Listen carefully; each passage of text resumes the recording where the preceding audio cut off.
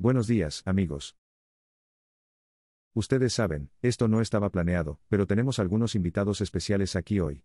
Hoy los conocí por primera vez cara a cara, y me pregunto si podrían aparecer. Tienen una gran historia y les gustaría invitar a Lee y Mary Miller si aparecen.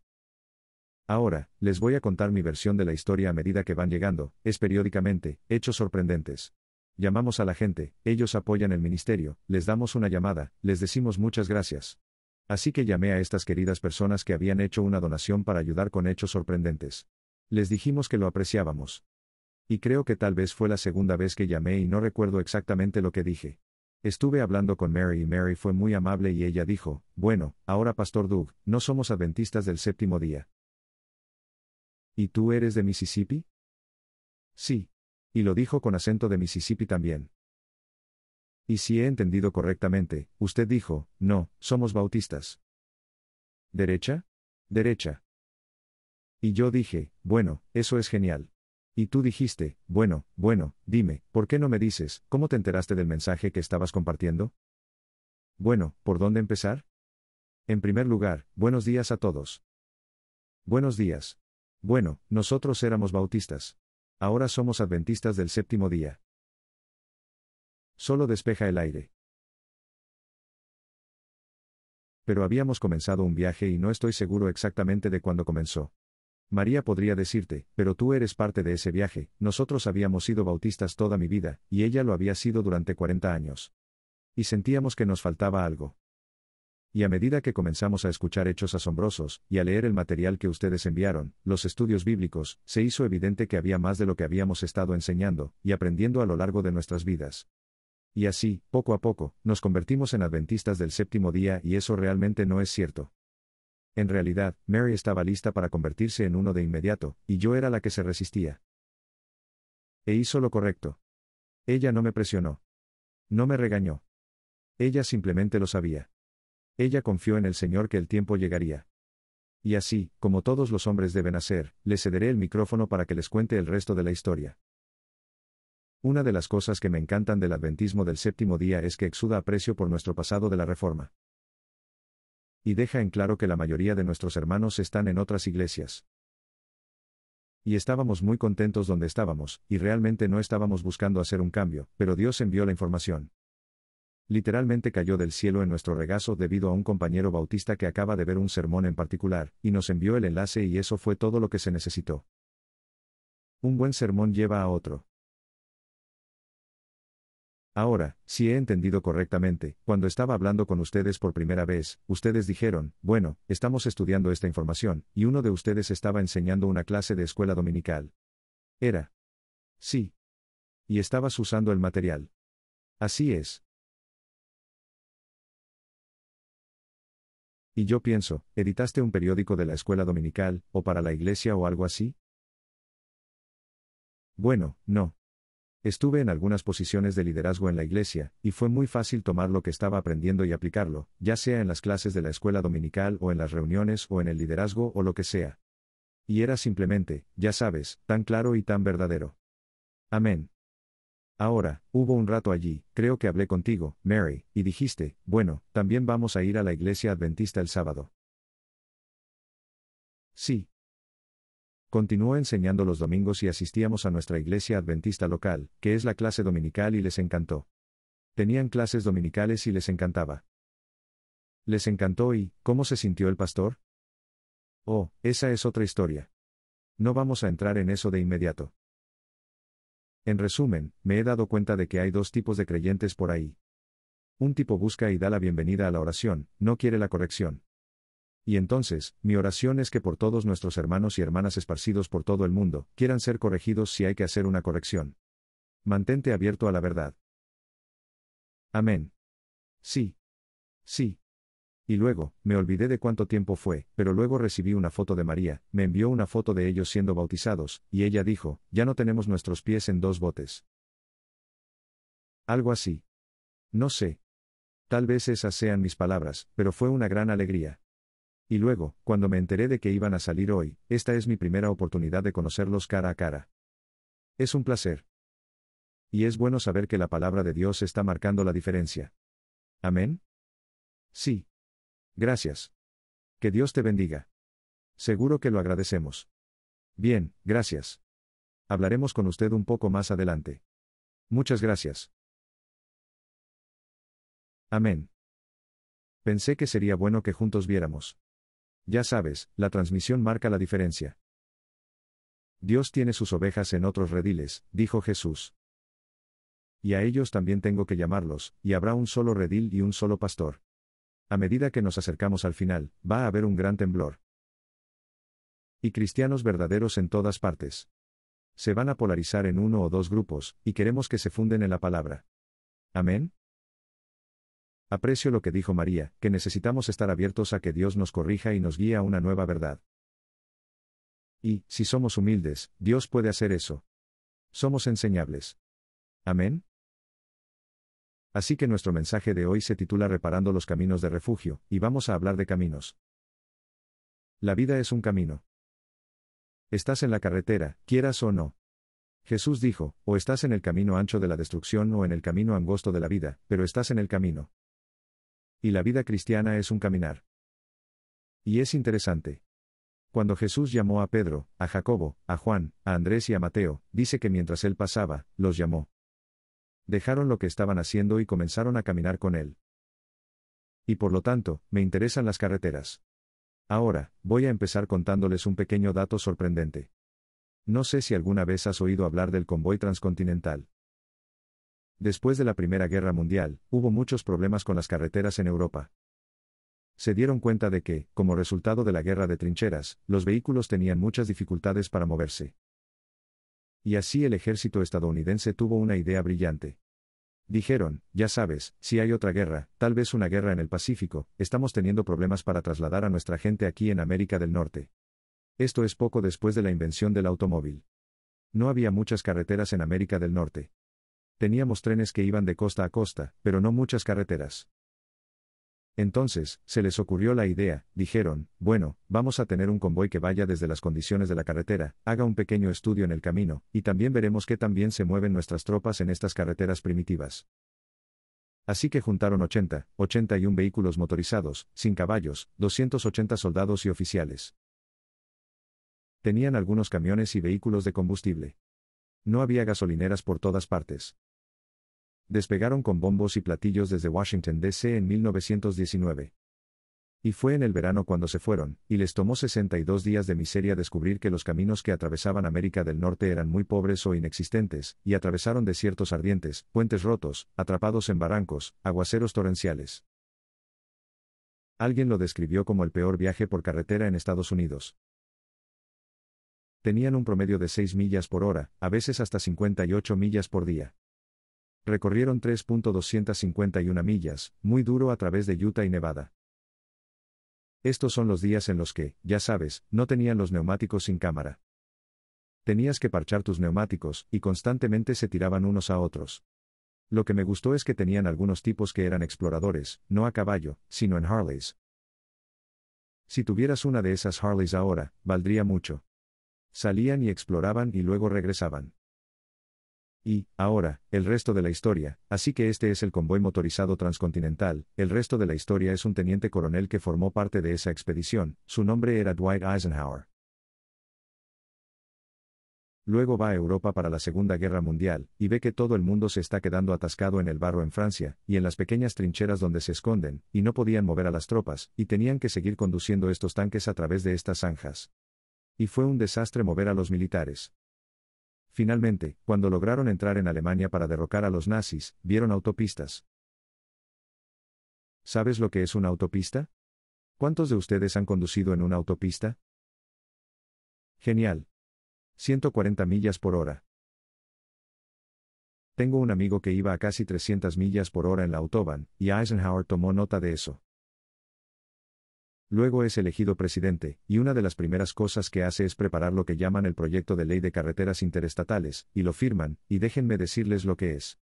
Este era un proyecto de ley que iba a crear un departamento de carreteras interestatales de Internet, porque él sabía que la clave de nuestra seguridad iba a ser, tienes que tener buenas carreteras. Las carreteras en Estados Unidos, teníamos vías de tren, pero las carreteras seguían siendo un desastre. Y esto es lo que dice en el libro El proyecto de ley, parte de lo que leyó. El 29 de junio de 1956, justo antes de que yo naciera, el presidente Dwight Eisenhower firmó la primera Ley Federal de Carreteras de 1956. El proyecto de ley creó 41.000 millas de carreteras interestatales, un sistema nacional y una carretera de defensa. ¿Sabes que así es como lo llaman? Eso, según Eisenhower, eliminaría las carreteras inseguras, las rutas ineficientes, los atascos de tráfico y todas las demás cosas que se interponían en el camino de los viajes transcontinentales rápidos y seguros. Al mismo tiempo, los defensores de las carreteras argumentaron que en caso de un ataque atómico te das cuenta de que esto fue durante la Guerra Fría. En caso de un ataque atómico, nuestras ciudades clave, las carreteras, permitirían rápidamente la evacuación de estas zonas objetivo. Por todas estas razones, firmaron la ley y destinaron 114.000 millones de pesos para construir 41.000 millas de carreteras. Ahora son 48.000 millas de interestatal. Esto es solo las carreteras interestatales porque incluye Hawái, Puerto Rico y Alaska. ¿Y sabías que en América del Norte tenemos 4.400.000 millas de carreteras? Una de las razones por las que creo que el país se convirtió en una gran superpotencia es que pusieron carreteras para el transporte de mercancías, personas y el transporte explotó. Las carreteras son muy importantes para el éxito. Son importantes para la supervivencia. No sé si alguno de ustedes recuerda, en 2016, ¿alguien alguna vez condujo en Indonesia? ¿Yakarta o Manila? Vamos. Karen y yo en Kampala, África, tardamos 1 hora en recorrer 1 milla debido al tráfico. Eso es común en muchas de las ciudades del mundo. El Cairo, están tratando de reconstruir las carreteras allí ahora. Indonesia, 2016, 12 personas murieron en un atasco que duró 3 días. No murieron porque los golpearon, murieron porque no pudieron llegar al hospital. Así que agradece, a pesar de que el tráfico es malo aquí, ve a Los Ángeles. Si crees que es malo aquí. Las carreteras son muy importantes. La Biblia comienza a hablar de la reparación de carreteras. Si usted mira en el Evangelio de Marcos, habla de Juan el Bautista vino predicando en el desierto, ¿y saben cuál era su mensaje? De hecho, se lo voy a leer de Lucas. Pero esto es Lucas capítulo 3, versículos 3 al 6. Y él, Juan el Bautista, recorrió toda la región alrededor del Jordán, predicando un bautismo de arrepentimiento para el perdón de los pecados, como está escrito. Ahora escuche lo que cita del Antiguo Testamento. Del libro de las palabras de Isaías, el profeta dijo, voz de un clamor en el desierto, preparad el camino del Señor. Es el camino del Señor. Endereza su camino. Todos los valles serán llenados y toda montaña y colina será derribada. Los lugares torcidos se enderezarán y los caminos ásperos se suavizarán. Y toda carne verá la salvación de Dios. El objetivo final, es que lo quiere sin problemas. Voy a leer lo que él está citando de Isaías porque es un poco diferente cuando uno va, del hebreo al español. Isaías 40 versículo 3. Esto no estará en la pantalla, pero está en su Biblia. Voz del que clama en el desierto, prepara el camino del Señor. Convierte la línea recta en el desierto en una autopista. Una autopista es diferente de un camino, ¿no es así? Más bien una interestatal. Enderezad en el desierto una calzada para nuestro Dios. Todo valle será exaltado, y todo monte y collado será abatido. ¿Cuántos de ustedes han conducido por las carreteras interestatales? Estaba mirando un mapa de las carreteras interestatales. Ustedes vieron uno en la pantalla, creo, hace un momento, y creo que he estado en todas las carreteras interestatales numeradas en América del Norte, Puerto Rico, Hawái, Alaska. No los he conducido todos, pero he estado en todos ellos en algún momento. Y vas a través del país, tomas 80 muy lejos, y vas a ver que tuvieron que cortar algunas colinas. Y luego hay algunos valles grandes, tuvieron que rellenar algunos valles. Y lo que esto está diciendo es el mensaje de que la preparación para el bautismo es un camino a nuestros corazones. ¿Por qué diría Juan el Bautista, tenemos obras en el camino, nos arrepentimos y somos bautizados? Es porque el Señor quiere una autopista en nuestros corazones. Cortando los lugares altos, algunas personas se enorgullecen. Deben ser humildes. Llenando los lugares bajos, algunas personas están muy desanimadas. No tienen autoestima. Necesitan ser levantados. Recuerdo que un pastor me dijo una vez que el trabajo de un pastor es consolar a los que se sienten incómodos, y tomar a los que se sienten cómodos y hacerlos sentir incómodos.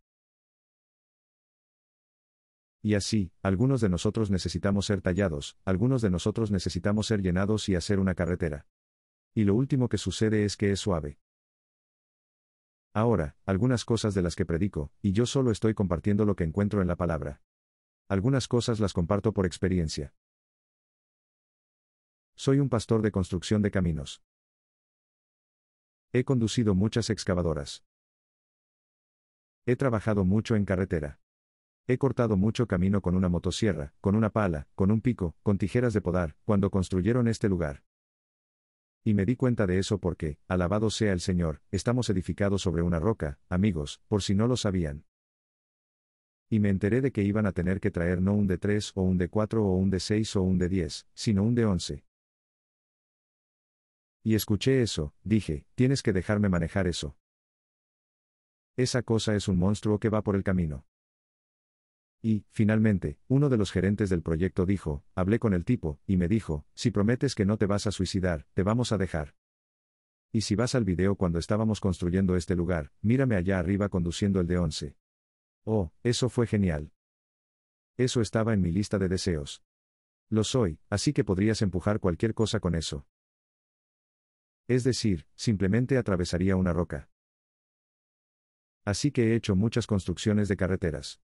Y cada vez que, ya sabes, tenemos que mantener la carretera en Cobello, nuestro camino de entrada es de 2 millas de largo. El condado no se encarga de eso. Tenemos que arreglarlo todos los años. Y cada vez que en la primavera, tenemos algunos vecinos que también lo hacen, que usan el mismo camino en la primavera. Pasas por eso. Primero, lo empujas con la topadora y rellenas los lugares que se han lavado, y cortas los lugares donde hay deslizamientos de tierra. Estás cortando los puntos altos, rellenas los puntos bajos. Pero un bulldozer tiene estas orugas grandes y gruesas y terminas, como que lo desbasta. Ya sabes, cuando estás en la construcción de carreteras, a veces tienes que hacer algo de destrucción antes de hacer algo de construcción. Y luego, cuando todo está hecho y tienes que hacerlo bien, no quieres hacerlo cuando es difícil. Debes hacerlo cuando el suelo esté un poco mojado, un poco blando, pero no embarrado. Es perfecto. Tienes que averiguar cuándo ha caído la última lluvia de la primavera. Es difícil de hacer. Y atrápalo entonces. Luego engancho un pedazo de viga. Es una viga grande y pesada de acero. Llaman viga a la que he soldado 2 bucles. Lo pongo en la parte trasera de mi camioneta, y vuelvo a conducir en marcha baja con esa cosa y raspa la carretera. Toma todos esos pequeños cortes de las orugas de la excavadora, lo suaviza. Cualquier pequeño surco que haya quedado, lo rellena en cualquier punto alto que lo corte. Es como la interestatal. Es tan agradable y luego se empaca. Es bueno todo el verano hasta el invierno. Golpea de nuevo. ¿Cuántos de ustedes han notado nuevos baches después de esta última tormenta? Unos pocos lugares. Tenemos uno grande en nuestro vecindario. Si no estás prestando atención, simplemente apareció. ¿Sabes? La lluvia se mete en esos baches, y los coches pasan y se hace cada vez más profundo. Y, si no estás viendo cómo tus dientes inferiores se convierten en tus dientes superiores, verás cómo se ven tus amortiguadores. Es rezar para que alguien venga a reparar la carretera. Así que cuando Juan el Bautista fue a preparar el camino para el Señor, estaba siguiendo una práctica que todos ellos entendían en tiempos bíblicos a la que no estamos tan acostumbrados. Cuando los reyes viajaban, había un grupo de personas que corrían delante del rey, en parte por seguridad, en parte para anunciar que se quitaran del camino, que el rey venía, en parte para asegurarse de que el camino estaba bien para su líder o carro que viajaba. Permítanme darles algunos ejemplos en la Biblia para que sepan de lo que estoy hablando. 1 Samuel las 8:11. Y dijo, estos serán los comportamientos. Samuel les estaba diciendo que si consiguen un rey, esto es lo que pueden esperar. Este será el comportamiento del rey que reinará sobre ti. Tomará a tus hijos y los pondrá para sus carros y para que sean sus jinetes, y algunos correrán delante de sus carros. ¿Lo has pillado? Corren delante de los carros del rey. ¿Qué están haciendo? Están haciendo obras viales. Están despejando el camino porque el rey viene. Aquí hay algunos ejemplos de lo que está sucediendo. Absalón quería ser rey, y por eso preparó las cosas. Y dice 2 Samuel 15 2.1, después de que esto sucedió, Absalón se proveyó de carros y caballos, y 50 hombres para correr delante de él.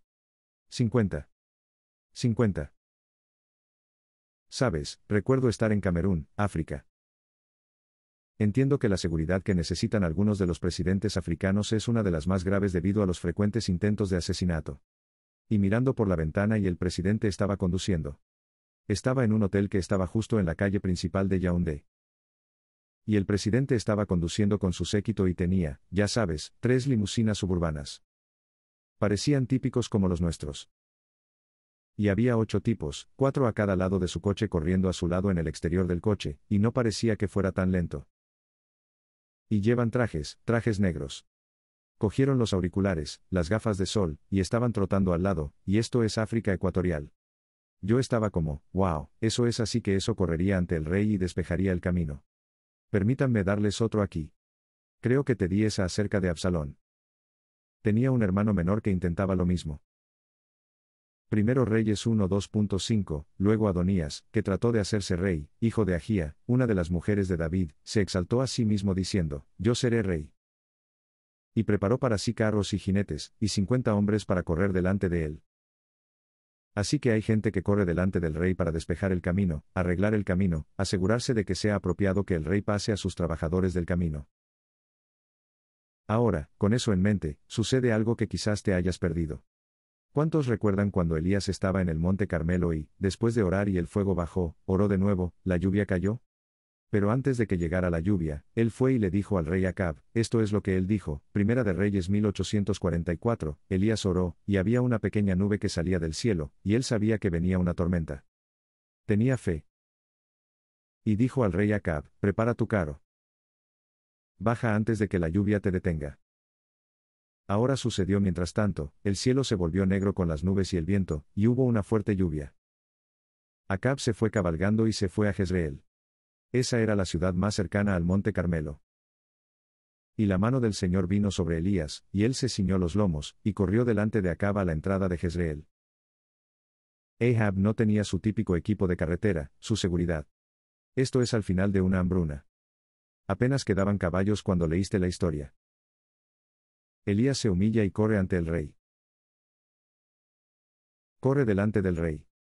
Ahora bien, ¿quién vino en el espíritu y el poder de Elías en el Nuevo Testamento? Acabamos de leerlo. Juan el Bautista. Así que cuando Juan el Bautista le dice a la gente que se arrepienta, él, como Elías, está corriendo delante del rey, excepto que no es Acab, es Jesús, el rey Jesús, para preparar el camino. Así que escuché que estaba en la parte de atrás escuchando mientras el pastor Ross estaba enseñando y él hablaba de esto mismo. Pensé, bueno, eso es cosa de Dios. Eso Dios lo va a tener. Cuando Jesús vino por primera vez, 12 apóstoles fueron a predicar a las ovejas perdidas de la casa de Israel. Cuando vuelve, son 12 veces 12.000 llamados los 144.000. Y no hay un Elías, sino que hay un ejército de Elías. No solo Elías vino en Juan el Bautista, sino que Jesús dijo que Elías ha venido y Elías vendrá, Malaquías 4, antes del día grande y terrible del Señor, antes de la segunda venida. Él está buscando personas que vayan delante del Señor para preparar el camino del Señor. ¿Cuántos de ustedes quieren ser uno de los que ayudarán a la gente a encontrar al Señor? Así que, ya que estamos hablando de obras viales, es importante hablar de una verdad importante en la tierra de Israel que tiene que ver con las ciudades de refugio. Números 35 versículo 13. Y las ciudades que nos des tendrán 6 ciudades de refugio. Pondrás a 3 de este lado del Jordán, y a 3 en la tierra de Canaán, que serán ciudades de refugio. Estas 6 ciudades serán refugio para los hijos de Israel, para el extranjero, no solo para el pueblo de Israel, sino para el extranjero y para el huésped entre ellos, para que cualquiera que mate a una persona accidentalmente pueda huir allí. No sé si alguna vez jugaste al escondite, y estabas a salvo si puedes llegar a la base. Algo así como el béisbol, tenías que llegar a casa. Bueno, si estabas en problemas, tenías que llegar a la ciudad de refugio. Josué 20. Ahora, por cierto, también se menciona en Deuteronomio capítulo 4. Josué 20 versículo 1. El Señor también habló a Josué, diciendo, habla a los hijos de Israel, diciendo, estableced para vosotros ciudades de refugio, de las cuales os hablé por medio de Moisés, para que el homicida que mate a una persona accidental o involuntariamente pueda huir allí, y será refugio del vengador de la sangre. Así que Moisés da un ejemplo en la Biblia. Dos tipos están en el bosque y están cortando leña. Sucede todo el tiempo. De hecho, tenían cabezas de hacha. ¿Recuerdas que la cabeza de un hacha salió volando del mango en la historia de Eliseo? Y si no mantienes la cabeza del hacha firmemente asegurada, la forma de hacerlo es clavar una clavija y sumergirla en agua. Y en el verano, si tu hacha ha estado fuera, se suelta, y vas a blandir tu hacha, y regresas, y sale volando del mango, golpea a tu vecino en la cabeza, y muere. Bueno, no hay nadie que lo presencie. Por lo que saben, es un asesinato premeditado, y tú eres un asesino con hacha. Y la familia se entera de que lo han matado y ellos eran como ellos eran los investigadores y ellos venían y te ejecutaban. El hermano mayor por lo general se encargaba de sí mismo o estabas fuera, ya sabes, ustedes están trabajando juntos en una casa, tú y tus amigos y están apilando piedras, y subiendo a la pared y llamas a tu amigo, te lo estás pasando bien, tus amigos y llamas, dices, dime, ya sabes, ¿puedes enviar un poco más de mortero? Y te das la vuelta y golpeas un ladrillo en la pared, y se cae de la pared, y lo golpea en la cabeza y lo mata. Ahora ya sabes lo que eso significa. No trabajes más con ese tipo. Tiene mala suerte porque ya te ha pegado con un acento. Te ha dejado caer un ladrillo en la cabeza. Eso significa que ahora la familia escucha un alboroto. Vienen por el otro lado de la casa. Ven a esta persona muerta en el suelo sangrando. Has estado tratando de dar RCP, pero piensan que los estás estrangulando. No saben lo que está pasando. Y te vas, no. No. Y se enojan y piensas, ciudad de refugio. No necesitas volver a la casa a buscar tus prendas. No vayas al cajero automático a sacar dinero porque tan pronto como vean eso, se lo van a decir al hermano mayor, y él va a buscar a todos los hermanos menores, y a las familias y van a venir y tienen derecho a matarte. A él se le llama el vengador de la sangre porque has derramado sangre inocente. Ahora, gracias a Dios, la ley de Moisés hizo una provisión de que si era lo que ellos llaman homicidio involuntario o derramamiento de sangre no intencional, había una provisión de que ustedes no lo decían en serio. Podría haber sido negligente, pero eso no es motivo de ejecución. Es como, ya sabes, a veces la gente mira hacia el lado equivocado, y golpea a alguien en bicicleta, y el juez generalmente no les va a dar la sentencia de muerte por eso. Puede ser negligencia, pero no es un homicidio involuntario. Así que Moisés dispuso que hubiera 6 ciudades bajo la dirección de Dios, 3 a un lado del Jordán, 3 al otro para que pudieran huir del vengador de la sangre. Y nos dice cuáles eran los nombres. Por cierto, todas estas eran ciudades levíticas. Los levitas se extendieron por toda la tierra de Israel. Tenían 48 ciudades, los levitas. Todas las ciudades de refugio eran ciudades donde había muchos levitas. Ellos son los que hacen la expiación. Predican.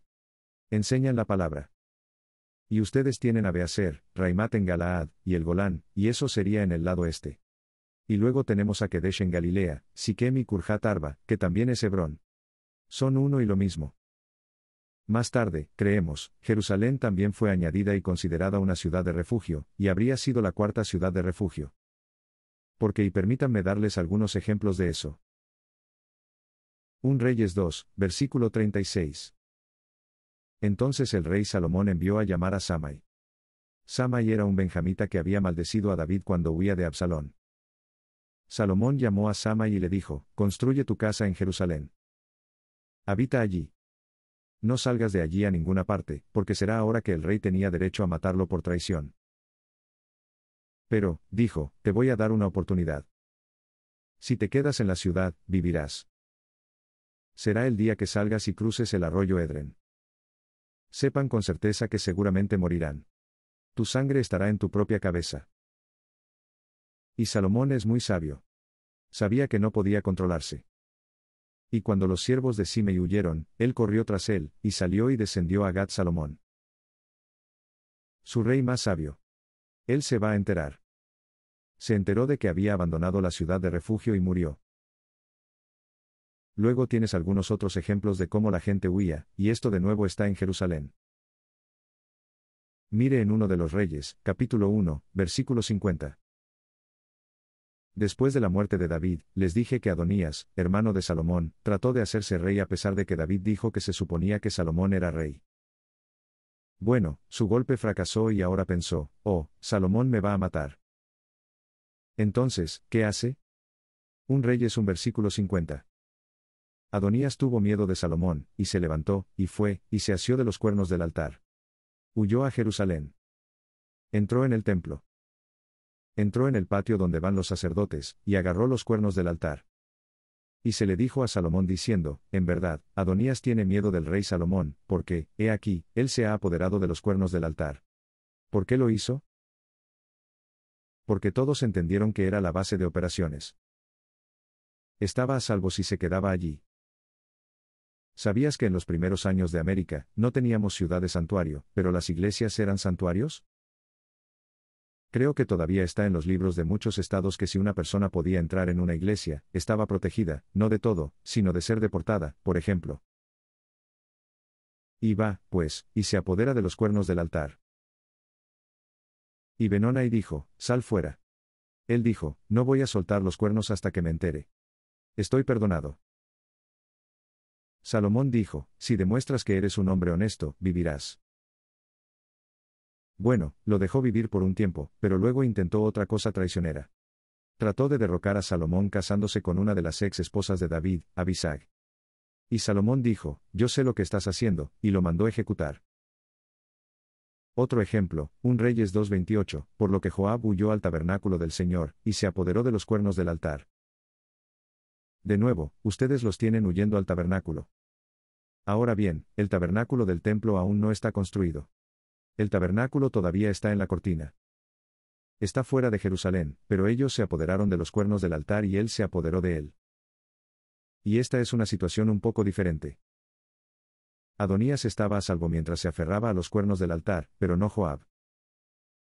Joab era un buen general. Fue general de David durante 40 años, pero Joab era un hombre de guerra.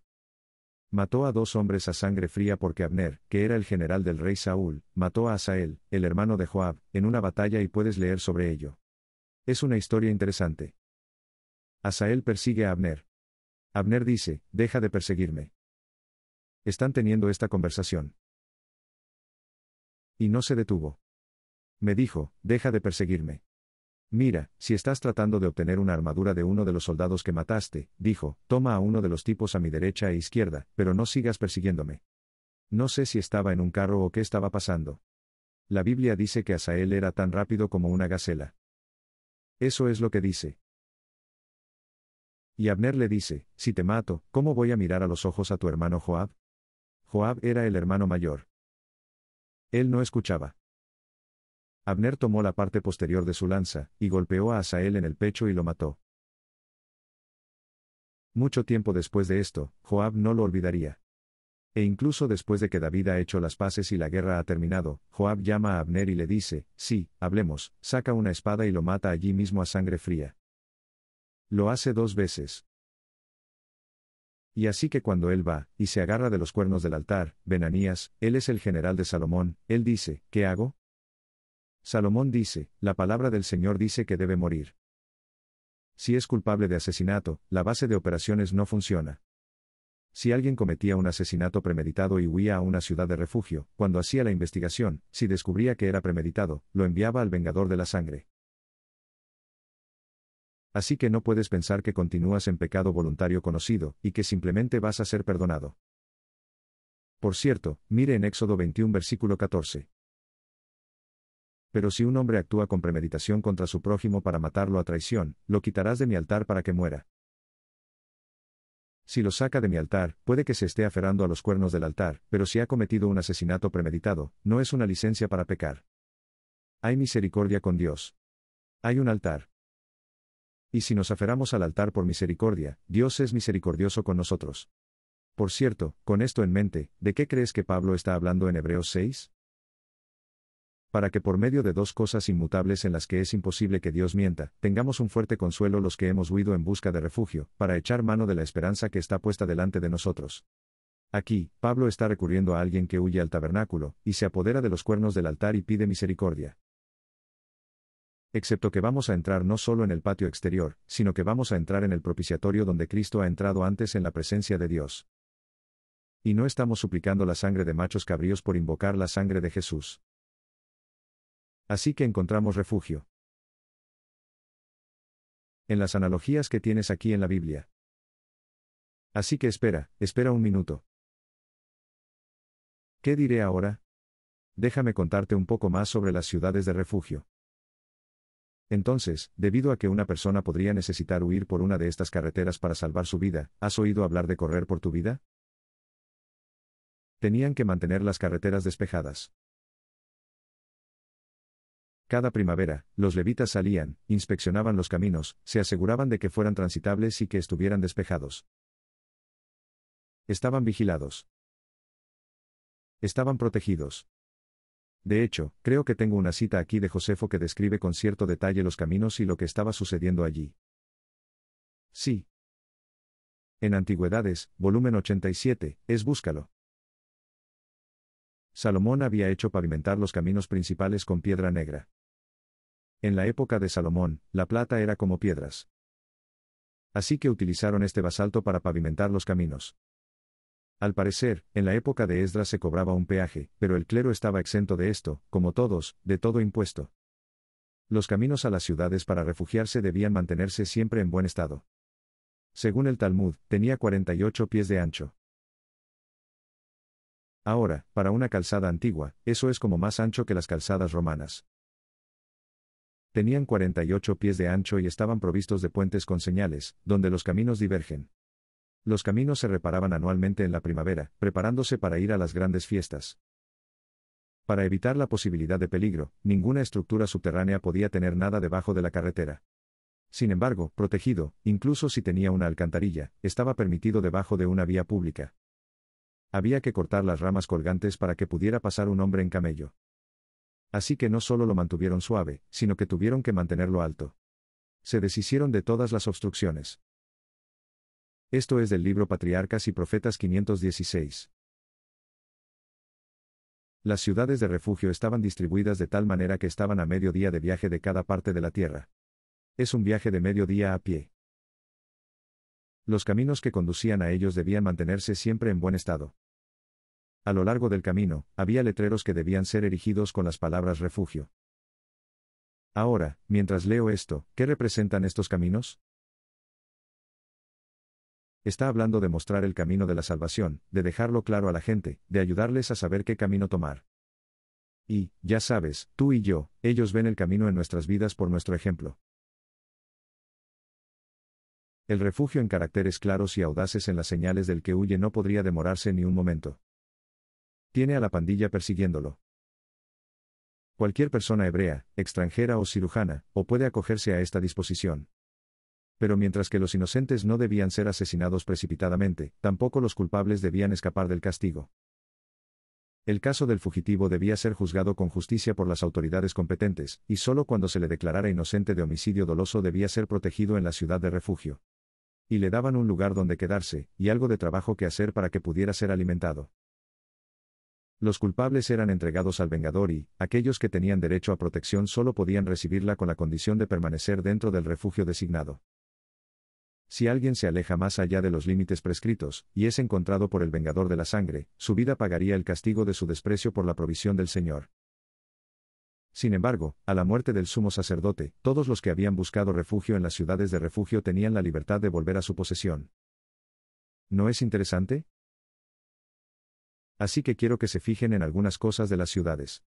Las ciudades debían ser anunciadas, debían estar disponibles y debían ser accesibles para todos. Las ciudades iban a ocupar un lugar destacado. Debían edificarlos en una colina. De hecho, algunas de las ciudades como Ramot y Gilead, significan alturas.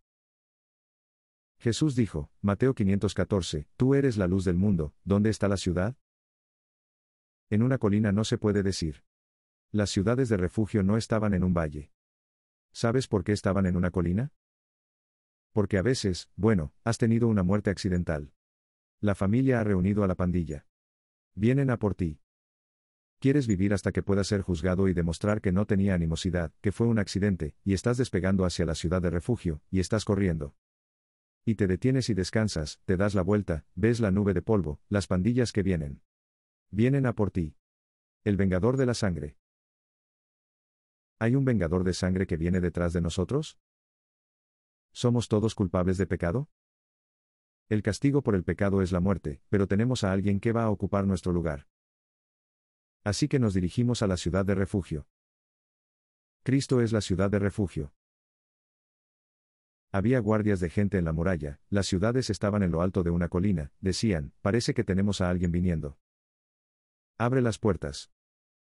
Abrían las puertas y te dejaban entrar, y cerraban las puertas para mantener a la pandilla fuera y decir, están dentro de la ciudad de refugio. El sacerdote los protegería hasta que pudieran ser juzgados justamente. Así que estaban en lo alto de una colina. Eran prominentes. Estaban preparados. No solo tenían viviendas en la ciudad, donde si había un refugio, tenían un lugar al que ir el refugio, sino que se aseguraban de que los caminos no estuvieran obstruidos, las puertas no estuvieran cerradas, los puentes se mantuvieran abiertos y estuvieran protegidos. Ahora bien, en tiempos bíblicos, no tenían una fuerza policial y un ejército separados. Los militares, en tiempos de paz, tenían guarniciones en la ciudad, eran la policía, hacían cumplir las leyes del país, las leyes del rey. Así que estas ciudades estaban protegidas. Eran para la convocatoria, la movilización y la proclamación. De acuerdo. ¿Qué quiero decir con eso? Bueno, estos son los mismos caminos que se usaban para las fiestas. Sí. Me acabas de oír leer eso. Y 3 veces al año, puedes leerlo aquí en Éxodo 2314, en varios lugares. Dice que 3 veces me celebrarás una fiesta en un año, y fue durante estas grandes convocatorias de caminos. Es por eso que tienen 48 pies de ancho. Había grandes desfiles de creyentes que vendrían, por lo que era necesario mantenerlos abiertos. Se mantuvieron abiertos para la movilización.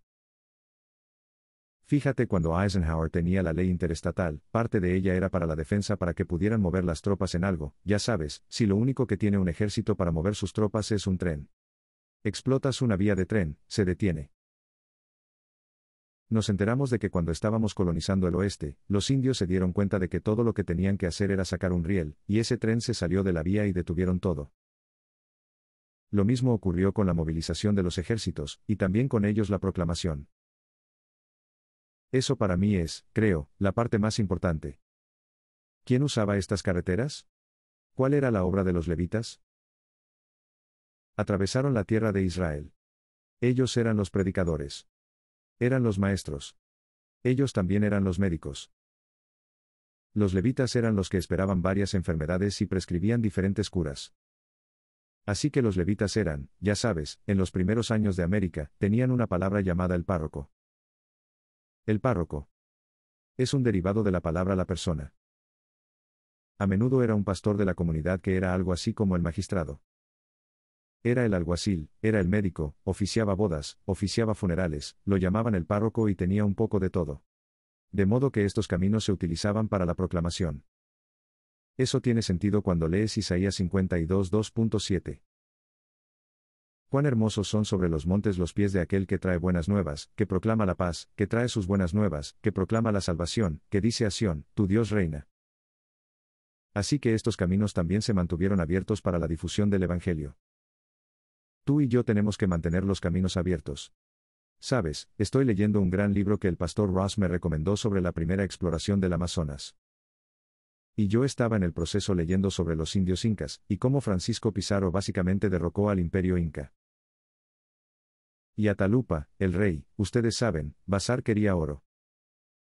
Y él dijo, bueno, mi reino está a 2.000 millas.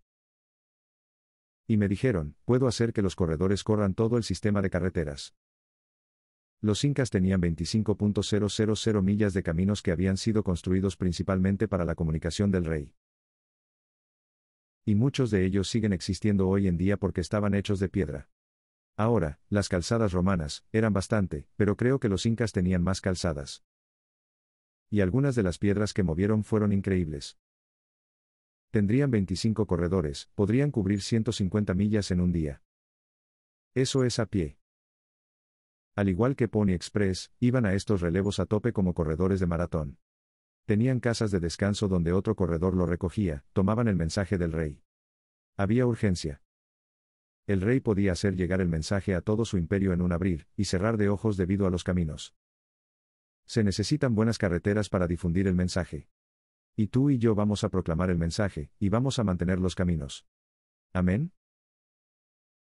Usted ha leído en Habacuc 2 versículo 2. Entonces el Señor me respondió, diciendo, escribe la visión y ponla clara en tablas, para que corra el que la lea. Se supone que debemos hacer posible que la gente corra con este mensaje en todas partes. Ahora, mientras hablamos de hacer reparación de caminos y hacer posible el mensaje, difundir el mensaje y preparar el camino para el Rey. Nuestro Rey viene. ¿Amén? Amén. Y nosotros, como Elías y Juan el Bautista modernos, comenzamos a decirle a la gente que se volviera de su pecado. Hay misericordia con Dios, y el Rey viene, y prepáralos. Pero es difícil para nosotros hablar con todo el mundo sobre despejar el camino si tenemos obstáculos en nuestro propio camino. ¿Está despejado el camino hacia tu corazón o tienes algo que está bloqueando el camino? Pequeña historia. Así lo había hecho el lugar en las colinas durante más de 40 años y mantener nuestra propia carretera. Cuando puse por primera vez en la carretera que venía de la carretera del condado, algunos de nuestros amigos aquí han estado allí. ¿Sabes a lo que me refiero?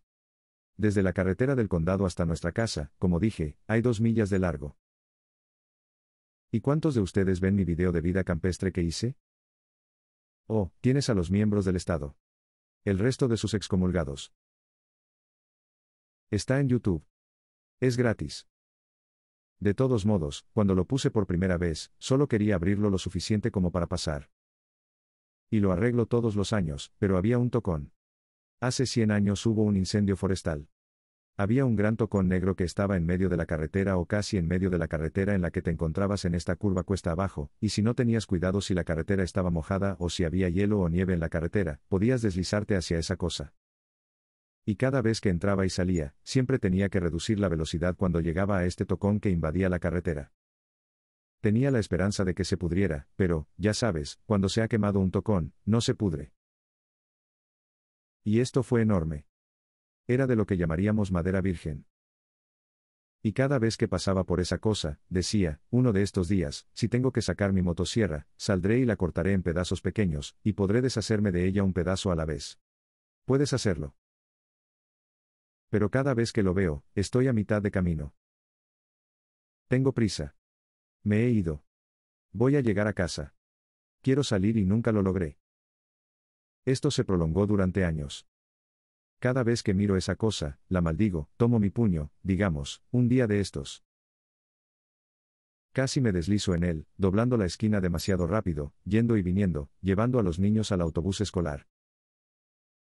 Y un día le dije a Karen, tenemos una excavadora. Compré una excavadora usada. Le dije a Karen, le dije, voy a ir a despejar el camino para la primavera. Y yo le dije, puedes venir a verme si no vuelvo. Y así debería, ya sabes, tomarte una hora, simplemente sueltas la espada y caminas por el camino. Estoy caminando por el camino, estoy subiendo por el camino y llego a la parte donde está ese tocón. Y me senté allí en la parte superior de la topadora, estaba al ralentí, lo estaba mirando. Y es demasiado grande para empujarlo, pero pensé que lo intentaría. Así que empujé la topadora hacia él y me puse a empujar. No se mueve, solo hice un pequeño corte en la madera con la hoja.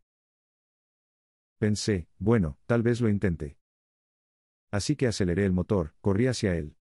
Chris, corriendo con una excavadora está a 5 millas por hora. Así que dices, boom, no fue a ninguna parte, pero pensé que había detectado un poco de movimiento y pensé, bueno, voy a subir la cuesta, voy a empujar cuesta abajo, eso siempre es mejor. Me levanté, subí, traté de empujarlo cuesta abajo, y mi pista comenzó a girar, no iba a ninguna parte. Y pensé, bueno, ya sabes, tal vez si corto un poco en el suelo porque pensé que vi que el suelo alrededor del tocón se movía un poco, significa que es posible. Así que tomé la hoja y traté de cortar alrededor de la base y corté algunas raíces y la empujé. Corta algunas raíces más, empújalo. Bueno, esto se está convirtiendo en un trabajo más grande, y me doy cuenta de que estoy haciendo un poco de lío aquí. Ya sabes, no puedes hacer nada con una excavadora de forma ordenada y seguí cavando en ella. Pensé, bueno, o lo voy a volver a llenar, y me voy a ir o lo voy a hacer y dije, ya sabes, es ahora o nunca. Y yo dije, uno de nosotros va a perder hoy. Es el muñón o yo. Y empecé a cavar y cavar y cavar.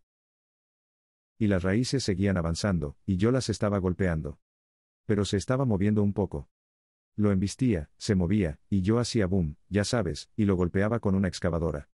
Y de hecho lo puse a toda marcha, y lo golpeé de nuevo y casi me disloqué el cuello.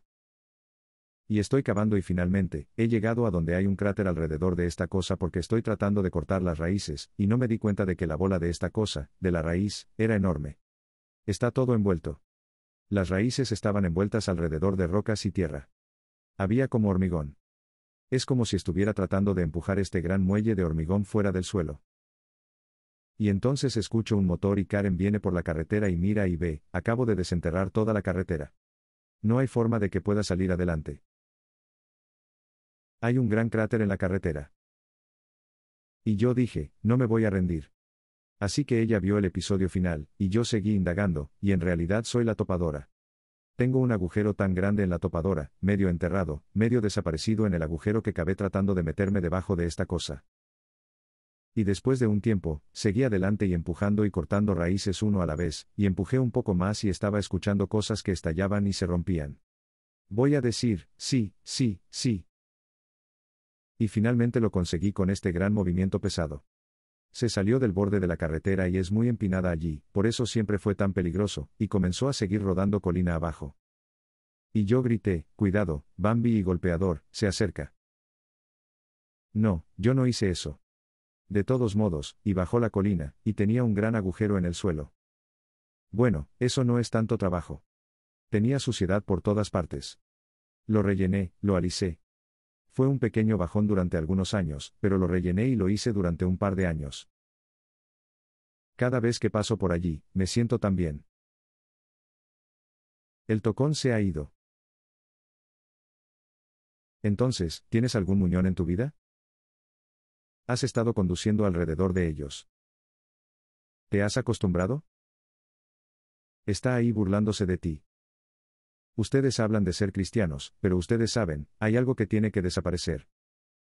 Está obstruyendo el camino. Está obstruyendo el camino del rey en tu vida, y él te está dando los medios para desenterrarlo. Dios tiene una gran excavadora, el poder de su espíritu. Me pareció interesante que, cuando pudiste salir libre de la ciudad de refugio, cuando el sumo sacerdote murió. Eso es muy interesante. ¿Por qué entonces? Bueno, los judíos en el Talmud tenían un par de teorías. Decían que por un lado, porque la muerte del sumo sacerdote era vista como una expiación. Su vida fue vista como una expiación. Y, cuando murió, fue un tiempo de perdón. La otra cosa es que el rabino dice que cuando el sumo sacerdote moría, se consideraba una calamidad nacional. Ya sabes, piensa como cuando asesinaron a JFK y algo así, toda la nación está de luto o el retador explota. O el 911.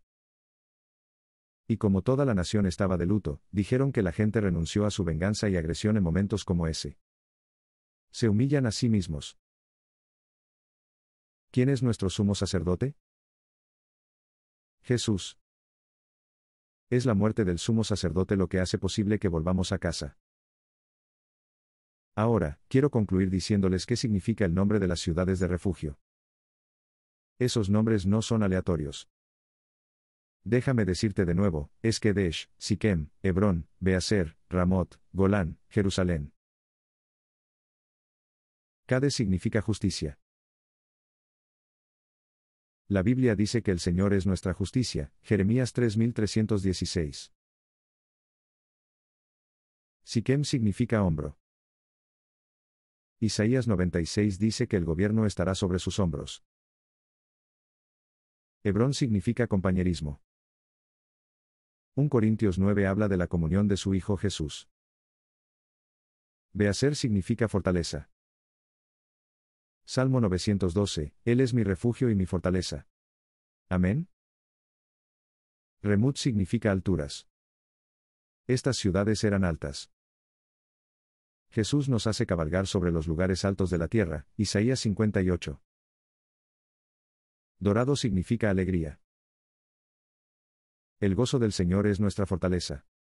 Amén. Nehemías las 8:10. Y Jerusalén, todos ustedes lo saben. ¿Qué significa? Ciudad de paz. Shalom significa paz. Ciudad de Jerush. Jerush Shalom, ciudad de la paz. Todas estas ciudades de refugio hablaban de Cristo. Todos eran tipos de Cristo porque Jesús es nuestra ciudad. Jesús les dijo a los apóstoles, les dijo, yo voy, ustedes conocen el camino. Tomás dice, no sabemos a dónde vas. No conocemos el camino. ¿Y qué dijo Jesús? Yo soy el camino. Yo soy el camino. Yo soy el camino, la verdad y la vida. Sabes, me gusta ese versículo en Proverbios 18. El nombre del Señor es una torre fuerte. Los justos corren hacia ella y están a salvo. Amigos, todos somos culpables de pecado. Hay un vengador de la sangre que nos pisa los talones, y no se va a rendir. Y nuestra única seguridad, es como el ángel le dijo a Lot, huye. No puedo hacer nada hasta que huyas. Y Lot, ¿sabes que Lot no fue a las colinas por nosotros? Fue a una ciudad de refugio llamada Zohar. Y él dice, no puedo hacer nada hasta que llegues allí. Dios me dijo, déjalo llegar a la ciudad de refugio. Tú y yo necesitamos huir de la ira venidera. Jesús es nuestra ciudad, amén, para salvarnos del juicio.